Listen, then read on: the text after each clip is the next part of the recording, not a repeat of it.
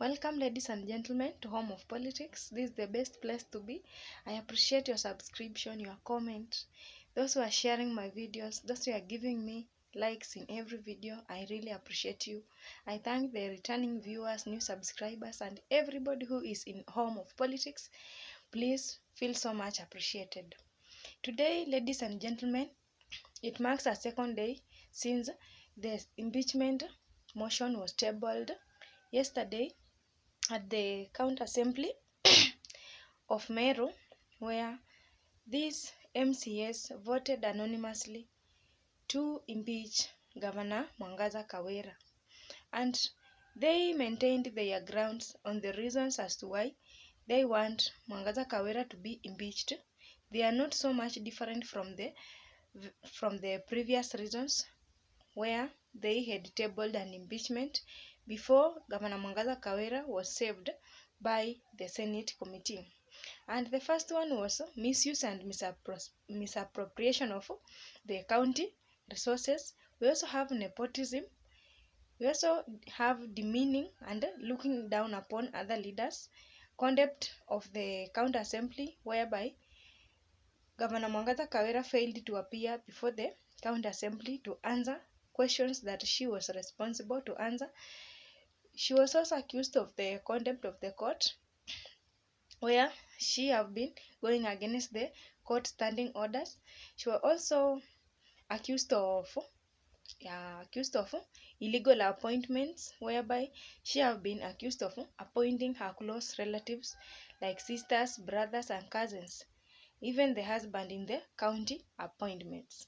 And because this one is the second impeachment motion that they are trying, we don't know how it will go, how the fate of Meru County will come to be seen, because after all, the big percentage of people right now are supporting the impeachment, and the motion was already tabled yesterday.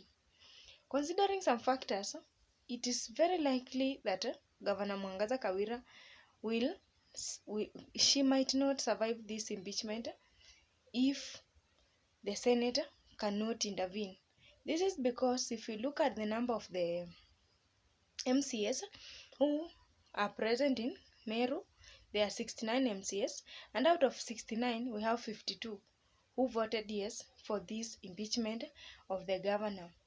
We also see these are a big number that have turned out to impeach this governor, but if you look outside the county assembly, we also have some forces or some factors from other groups and other leaders which are influencing this impeachment motion. The other day we saw the Meru Council of Elders, known as the MWANGAZA. They supported the issue of impeachment of this governor on various reasons, because of disrespect of men, and you know very well the MWANGAZA is being led by men in Meru.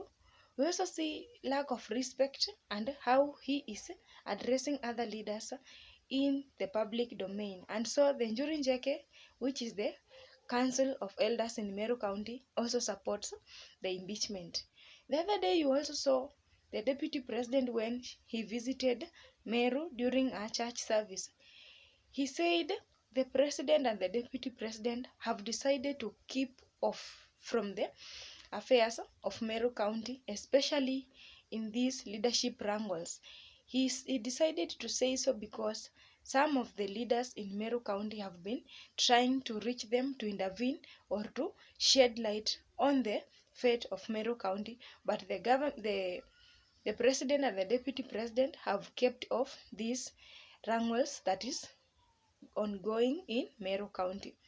We also see the other day when the CS of security, this is Kithure Kindiki, just passed a very, very tough warning against incitement and divisive politics in Meru County. And so this shows that some of the leaders are distancing themselves with the affairs of Meru County, but how they are handling these leadership wrangles in Meru County, it shows that all the powers have been left to the MCAs and the Senate to decide the fate of Governor MWANGAZA KAWIRA. Upon the final decision of the Senate. If this governor will not be satisfied with the decision of the Senate, then she might go to the court to appeal that she is not satisfied with the final decision.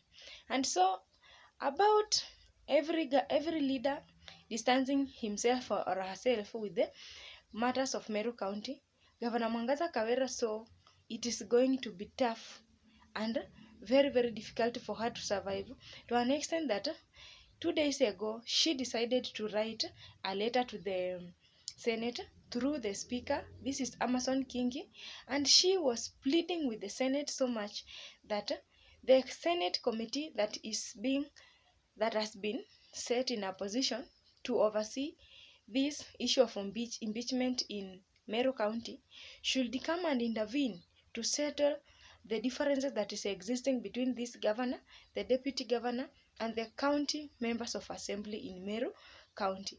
And so we see it is getting more serious because after she has seen that nobody is coming to her rescue, everybody is denying her, she has decided to write a letter. And she is saying that these MCAs have withdrawn the support to her. Everybody is denying her support, and it is a two-way round whereby MCAs and the other teams are accusing her of other problems. At the same time, she is accusing the MCAs and the other team with different allegations. And so it will be upon the final decision of the Senate to decide what will be the fate of this governor.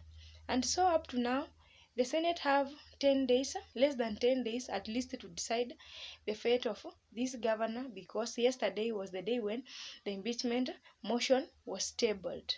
And so a big question that is leaving us here without understanding what will be the fate of Meru County. We don't know what the Senate will decide, considering that during the previous impeachment, the Senate rescued Governor MWANGAZA KAWIRA, and she boasted so much about it without correcting her wrongs, where she had gone wrong, and she did not make effort to amend the relationship that has been existing between her county assembly members and the deputy.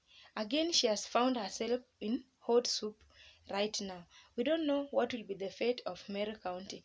My question here is, just in case the Senate committee again acts or rules out in favor of Governor MWANGAZA KAWIRA, because she has already submitted her letter of intervention for reconciliation to the Senate through the Speaker Amason Kingi.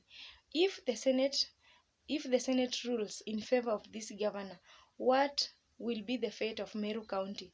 If it will decide to rule in favor of the governor like the previous impeachment, what will be the fate of Meru County?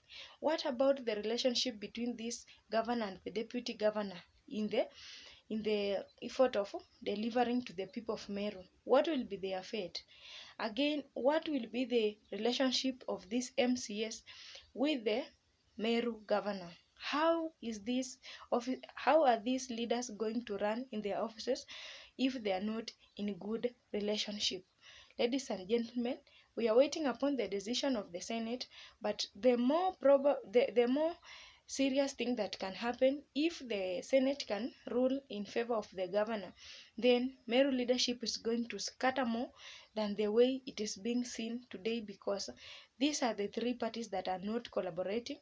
These are the people who are on ballots, but right now they are under a big difference that has not been resolved, considering that this is a county affairs and it cannot be intervened by national affairs. Thank you so much for tuning into Home of Politics. Send me your ideas in the comment section. Have a good day.